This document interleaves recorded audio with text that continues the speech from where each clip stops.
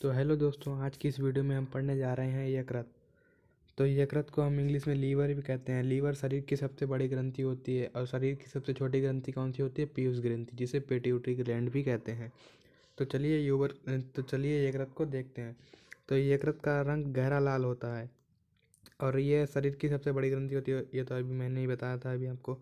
और उदर गुहा में डायफ्राम के नीचे ये इसकी स्थिति होती है। उदर गुहा मतलब फेफड़ों के नीचे ये लगभग पाया जाता है। फेफड़े को नीचे डायफ्राम पाया जाता है और डायफ्राम के नीचे यकृत पाया जाता है। अब इसका वजन कितना होता है? इसका वजन होता है 1.2 किलोग्राम से लेके 1.5 किलोग्राम तक इसका वजन होता है। इसको भी आप याद करेंगे। और शरीर का ये 1/40वां भाग बनाता है। यदि किसी व्यक्ति का भार 40 किलोग्राम है तो उसके लीवर का भार कितना होगा? 1/40 से भाग कर देंगे तो 1 किलोग्राम उसके लीवर का भार आ जाएगा। ठीक है, तो इस पॉइंट को भी हम समझ गए होंगे। और यकृत में दो पालियाँ होती हैं जिसमें से एक पाली का नाम होता है कार्डेट और दूसरी पाली का नाम होता है क्वाड्रेट।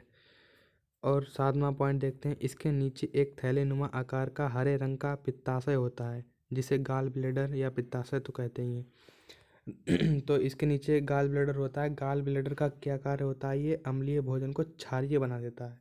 और क्षारीय किस कारण बना पाता है ये अम्लीय भोजन को?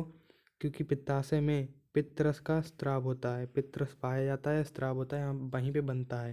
और पित्तरस होता है बहुत ही क्षारीय तरल पदार्थ होता है। पित्तरस कैसा होता है? बहुत ही क्षारीय तरल पदार्थ होता है। और क्षारीय होने के कारण ये भोजन को अम्लीय से क्षारीय में परिवर्तित कर देता है। और क्योंकि छोटी आंत में भोजन का पाचन क्षारीय रूप में होता है, इसलिए ये पित्ताशय अम्लीय भोजन को क्षारीय करने में काम आता है। अब देखते हैं 10वां पॉइंट। यकृत में सेल का पुनर्जनन संभव होता है क्योंकि इसमें हेपेटिक सेल पाई जाती हैं। अब ये हेपेटिक सेल क्या होती हैं? ये एक प्रकार की कोशिकाएं होती हैं जो पुनर्जनन कर सकती हैं। जैसे यदि कोई कोशिका है तो वो मर चुकी है पूरी तरीके से, तो वो दोबारा से अपना निर्माण कर सकती है और पूरी और अपनी नई कोशिकाएं बना सकती है। यदि यकृत कट जाए कहीं से तो उसमें हेपेटिक सेल पाई जाती हैं और इसी कारण वो यकृत अपना पूरा अंग बना लेता है। मान लीजिए ये यकृत होता है, जैसे ये यकृत होता है। यकृत की आकृति कुछ इस प्रकार से होती है। यकृत की आकृति कुछ इस प्रकार से होती है। मैं बनाया देता हूँ यहाँ पे।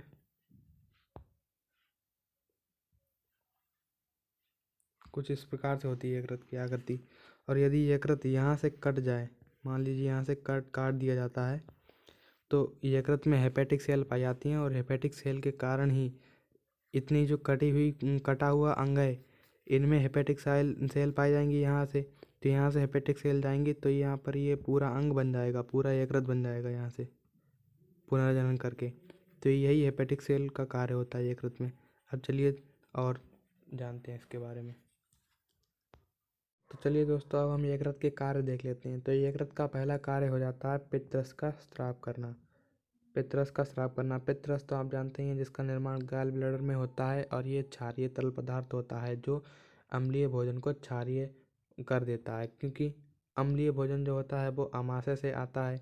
अमाशय में एचसीएल का स्राव होता है। एचसीएल के स्राव होने के कारण भोजन जो होता है वो अम्लीय बन जाता है और अम्लीय बनने के बाद ये अब इसका इसका काम होता है अब ये भोजन छोटी आंत में जाने का। अब जब ये छोटी आंत में जाएगा और छोटी आंत जो होती है वो भोजन को क्षारीय माध्यम में ही ग्रहण करती है और तभी यहाँ पर पित्तरस का कार्य आता है, जो कि यकृत से स्रावित होता है। अब यकृत का दूसरा कार्य क्या होता है? ग्लूकोज को ग्लाइकोजन में बदलना। और ये क्रिया क्या कहलाती है? ग्लाइकोजेनेसिस। अब तीसरे 2 पॉइंट पर 2 कार्य कर चुके हैं, यकृत के पढ़ चुके हैं। अब तीसरा कार्य देखते हैं। तीसरा कार्य होता है ग्लाइकोजन को ग्लूकोज में बदलना और ये क्रिया जो कहलाती है वो उसके कहते हैं ग्लाइकोजिनेलाइसिस। तो चलिए अब हम यकृत का चौथा कार्य पढ़ लेते हैं। तो यकृत का चौथा कार्य होता है अमीनो एसिड को ग्लूकोज में परिवर्तन करना। तो ये क्रिया कहलाती है ग्लूकोनियोजेनेसिस कहलाती है। तो अमीनो अम्ल को ग्लूकोज में परिवर्तित करने की क्रिया क्या कहलाती है? ग्लूकोनियोजेनेसिस कहलाती है। अब इसका 5वां कार्य देखते हैं। तो अमोनिया को यूरिया में परिवर्तित करने का कार्य यकृत ही करता है। अब छठा कार्य देखते हैं, प्रोथ्राम्बिन तथा थायरॉक्सिन प्रोटीन का निर्माण यकृत में होता है। और प्रोथ्राम्बिन और थायरॉक्सिन प्रोटीन का निर्माण यकृत में होता है, लेकिन प्रोथ्राम्बिन और थायरॉक्सिन का कार्य क्या होता है पूरे शरीर में, क्यों इसका स्राव होता है, क्यों निर्माण करता है यकृत इसको? तो इसका कार्य जो होता है प्रोथ्राम्बिन का, वो थक्का जमाने का होता है। किसका? रुधिर का।